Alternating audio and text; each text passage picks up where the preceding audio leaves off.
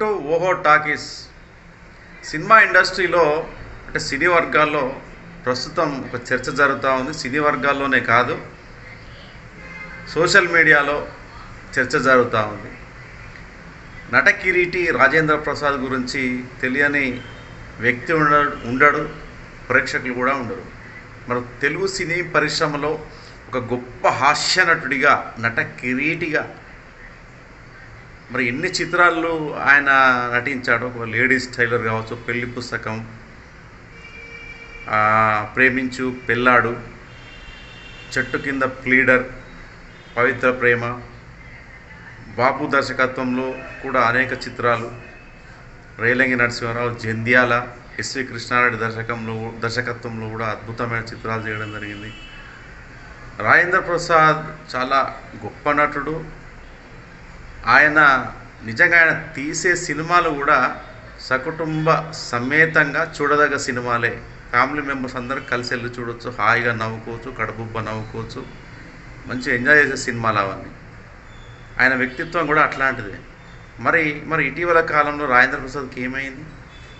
మరి ఎందుకు ఆయన కొన్ని సినీ వేదికలపైన ఆయన ప్రవర్తన తీరు, ఆయన వెకిలి మాటలు, అసభ్యకరమైన మాటలు, అసందర్భకరమైన మాటలు, అభ్యంతరకరమైన వ్యాఖ్యలు నిజంగా ఈరోజు ఇండస్ట్రీలో పెద్ద చర్చనీయాంశంగా మారింది. నిజంగా ఆయన ఏమైనా వైరాగ్యంలో ఉన్నాడా, లేదంటే ఆయన కావాలనే మాట్లాడుతున్నాడా, అంటే కూతురు చనిపోవడం వల్ల అట్లా ఆయన బిహేవియర్లో మార్పు వచ్చిందా? నిజంగా చర్చ జరుగుతూ ఉంది. మరి నిన్న ఎస్వి కృష్ణారెడ్డి 32 వసంతాలు పూర్తి చేసుకున్నారు. అంటే ఒక దర్శకుడిగా 42 చిత్రాల పైగా ఆయన దర్శకత్వం వహించాడు. రాజేంద్ర ప్రసాద్, ఆలీ, శ్రీకాంత్, జగపతి బాబు, నాగార్జున, అదేవిధంగా బాలకృష్ణను కూడా ఆయన డైరెక్ట్ చేయడం జరిగింది ఎస్వి కృష్ణారెడ్డి. మరి ఈ వేదిక పైన రాజేంద్ర ప్రసాద్ మాట్లాడుతూ నిజంగా ఆయన తాగి ఉన్నాడని నాకైతే ఒక అనుమానమే ఉంది. మందేసుకొని వచ్చాడేమో. మరి 70 ఏళ్ళ పైబడి ఉన్న వ్యక్తి, ఒక గొప్ప నటుడు, నట కిరీటి లాంటి అవార్డులు అందుకున్నాడు. అలాంటి వ్యక్తి మాట్లాడే విధానం, ఎంత క్లోజ్ ఫ్రెండ్ అయినా, సినీ ఇండస్ట్రీలో ఒక సహచరుడైనా కూడా ఇంట్లోనో ఆఫీస్లో ఎలాంటి భాష అయినా మాట్లాడవచ్చు ఫ్రెండ్లీగా. కానీ అది ఒక డయాస్. ఎంతోమంది డైరెక్టర్లు ఉన్నారు అక్కడ, హీరోలు ఉన్నారు, నిర్మాతలు ఉన్నారు, హీరోయిన్స్ ఉన్నారు, ఆర్టిస్టులు ఉన్నారు, టెక్నీషియన్స్ ఉన్నారు. అదంతా మర్చిపోయాడు ఆయన. ఎందుకు ఇలా ప్రవర్తిస్తున్నాడు అనే ఒక అంశం ప్రస్తుతం చర్చనీయాంశమైంది. మురళీమోహన్ను పట్టుకొని సిగ్గులేదన్నాడు రాజేంద్ర ప్రసాద్. రోజాను పట్టుకొని దాన్ని నేను హీరోయిన్ చేశాను, దాన్ని హీరోయిన్ చేసింది నేనే అని చెప్పేసి ఆ సభలో మాట్లాడాడు. అదేవిధంగా శ్రీకాంత్ను ఏరా రారా పూరా, కాదంబరి కిరణ్ కుమార్, ఏరా కాదంబరి కిరణ్ కుమార్, కాకి కూర్చోరా అంటూ ఆయన పైన ఆ విధమైన భాషా ప్రయోగం చేయడం జరిగింది.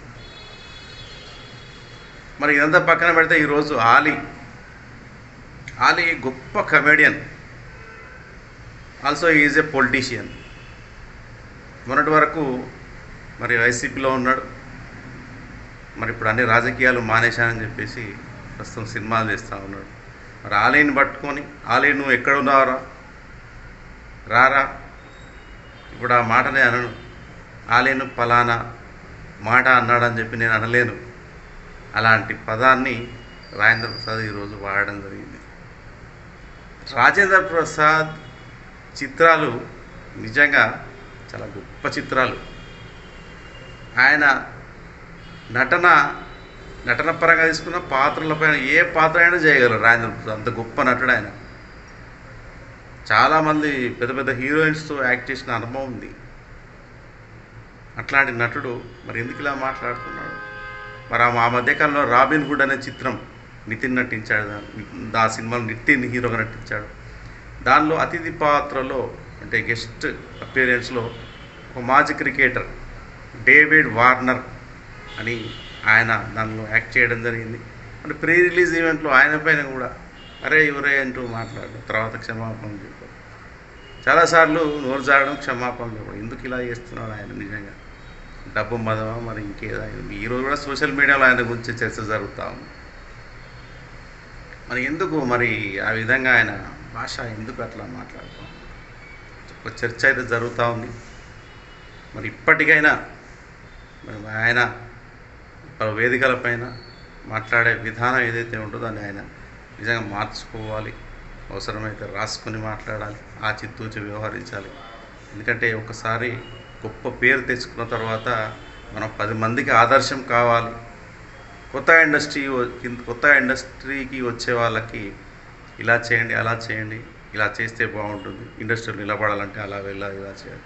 ఆయన ఒక గైడ్, ఒక పుస్తకం లాంటివాడు. రాజేంద్ర ప్రసాద్ అనే వ్యక్తి ఒక పుస్తకం లాంటివాడు సినిమా ఇండస్ట్రీకి. ఆయన కూడా కష్టాలు అనుభవించి సినిమా ఇండస్ట్రీలో ఎదిగాడు ఆయన. మరి అలాంటి వ్యక్తి మరి ఇలా మాట్లాడడం మరి ఎంతవరకు సమంజసం? ఆయన తెచ్చుకున్న గొప్ప పేరంతా మరి ఈ కొన్ని సంఘటనలు, సందర్భాల వల్ల ఆయన మాట్లాడిన విధానం వల్ల ఆ పేరంతా పోయిందిగా. మళ్ళీ ఒక గొప్ప పేరు రావాలంటే ఎంత కష్టం. ఆయన సినిమాలు కూడా ఆపలేదు, కంటిన్యూగా సినిమాలు చేస్తూ ఉన్నాడు. తండ్రి పాత్ర, రకరకాల సహాయ పాత్రలు, గొప్ప పాత్రలు. ఓనమాల చిత్రం ఎంత బాగుంటుంది, ఆ నలుగురు ఎంత గొప్ప చిత్రం, శ్రేయోభిలాషులు, చాలా గొప్ప గొప్ప చిత్రాలు. ఈ మధ్యకాలంలో షష్టి పూర్తి అయిన సినిమా చేశాడు, ఇళయరాజా సంగీతం అందించాడు ఆ చిత్రాన్ని. మరి ఆయన తెలియక మాట్లాడుతున్నాడా, వైరాగ్యంతో మాట్లాడుతున్నాడా, కూతురు చనిపోయిందనే బాధలో ఉన్నాడా, వయసు భయపడింది, నాకు అనుభవం ఉంది, నేను ఏం మాట్లాడినా చెల్లుతుంది అని మాట్లాడుతున్నాడా, లేదంటే ఏపీలో మా ప్రభుత్వమే ఉందని ఒక అహంకారంతో మాట్లాడుతున్నాడా? మొత్తం అయితే చర్చనీయాంశంగా మారింది. మొత్తం మీద అట్లాంటి వ్యక్తులు కొంత సమాజంలో బాధ్యతాయుతంగా వ్యవహరిస్తే బాగుంటుందని చెప్పి అందరూ కోరుకుంటున్నారు. నేను ఆయనకు అభిమానిని. నేను కూడా రాజేంద్ర ప్రసాద్ గారు తీరు మార్చుకోవాలని చెప్పేసి ప్రార్థిస్తున్నాను, అభ్యర్థిస్తున్నాను, చేతులెత్తి నమస్కారం కూడా చేస్తున్నాను నేను. Thank you.